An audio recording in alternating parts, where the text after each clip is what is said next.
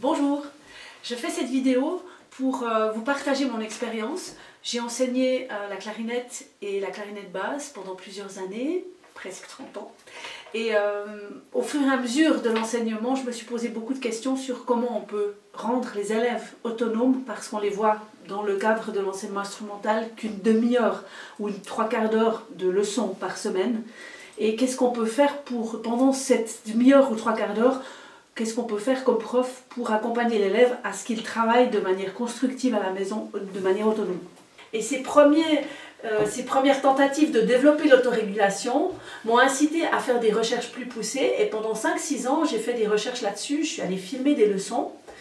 Et comme résultat, j'en suis arrivée à des conclusions très intéressantes que j'ai envie de partager avec vous aujourd'hui. Donc on va parler de l'autonomie et de l'autorégulation, on va parler de l'action conjointe professeur-élève, et puis on va parler de cette pratique réflexive de l'élève. Je vous en parlerai en fin de vidéo.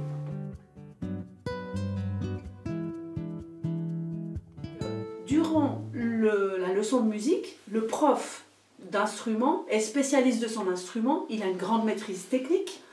Il est spécialiste de l'interprétation musicale, il est aussi spécialiste du déchiffrage des œuvres et de l'interprétation des œuvres en fonction des compositeurs, de l'époque, etc. Donc il a énormément de savoir à transmettre à l'élève. Et l'élève, lui, il est surtout motivé pour apprendre à jouer d'un instrument, à faire de la musique vraiment. Et puis il découvre ça petit à petit, et on sait que pour apprendre, en fait, il faut s'approprier le savoir, il faut le pratiquer soi-même, essayer beaucoup, et il y a une grande part d'investissement personnel de l'apprenant.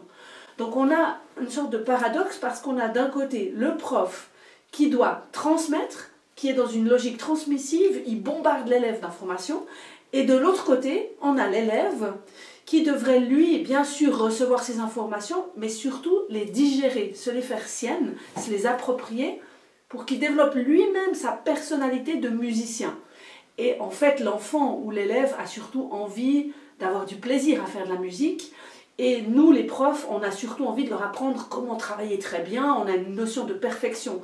Donc, la communication et l'action conjointe professeur-élève est très importante.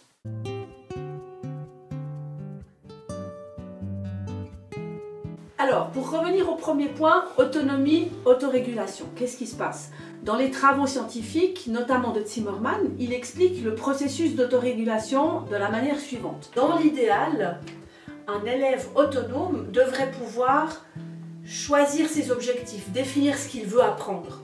Ensuite, il va choisir des stratégies, comment il va s'y prendre, comment il va travailler pour y arriver.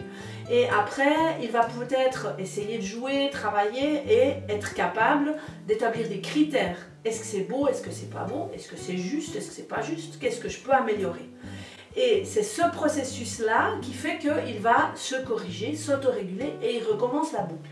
Ça demande pour l'élève une grande proactivité, une grande réactivité à ce qu'il produit, et surtout, il devrait savoir comment s'y prendre.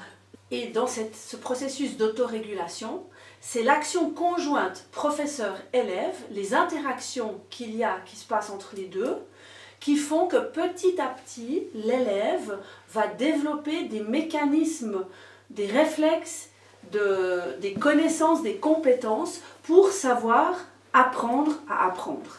Et en fait, ce qui se passe, c'est que dans l'action conjointe, le professeur va, à des moments précis de la leçon, demander à l'élève. Il pose des questions, il ne va pas lui dire comment faire, mais il va poser la question. Il dit à l'élève, comment tu t'y prends pour travailler ce passage? Et c'est par la verbalisation, l'explicitation de ces processus, ce que l'élève a fait quand il l'explique lui-même, le fait de parler, de le dire, ça devient concret pour l'élève. Et c'est ça qui déclenche dans son cerveau des mécanismes de compréhension de son propre apprentissage, donc de métacognition. Alors, le professeur peut poser ses questions, on ne va pas bien sûr on va pas bombarder l'élève de questions pendant toute la leçon, on est d'accord. L'enseignement instrumental, c'est d'abord jouer avec l'instrument, il y a le modèle de la sonorité, le plaisir d'échanger, de jouer à deux, mais à des moments précis, ces professeurs experts se sont arrêtés. Par exemple, avant, de travailler quelque chose, pendant le travail à un moment donné ou après.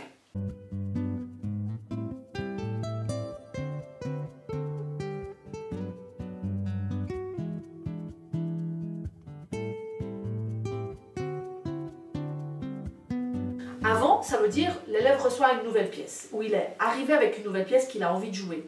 Le professeur va demander, ok, on regarde la partition, qu'est-ce que tu penses? Où est-ce qu'il y aurait des difficultés? Et l'élève doit observer, regarder la pièce où il essaye de jouer déjà, et il va petit à petit commencer à réfléchir à son propre apprentissage. Et c'est ça qui déclenche les processus d'autorégulation. Pendant l'apprentissage, souvent quand on est en train de travailler, imaginons une situation. L'élève joue un morceau et il y a au milieu du morceau un passage qui est un peu tricky, un peu difficile.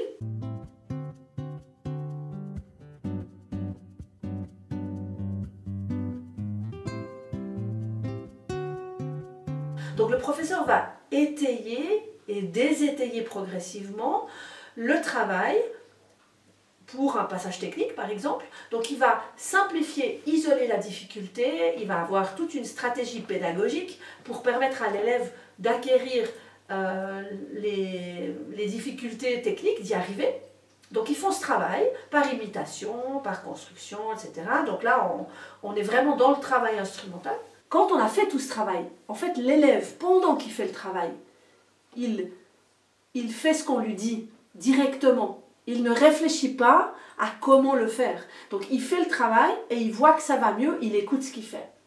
Et juste après, ou quelques temps après, quelques minutes après, le professeur dans les cours a demandé à l'élève, tu sais, quand on a travaillé ça, est-ce que tu arrives à dire, à expliquer avec des mots comment on a fait? Qu'est-ce que je t'ai fait comme étape pour travailler ce passage?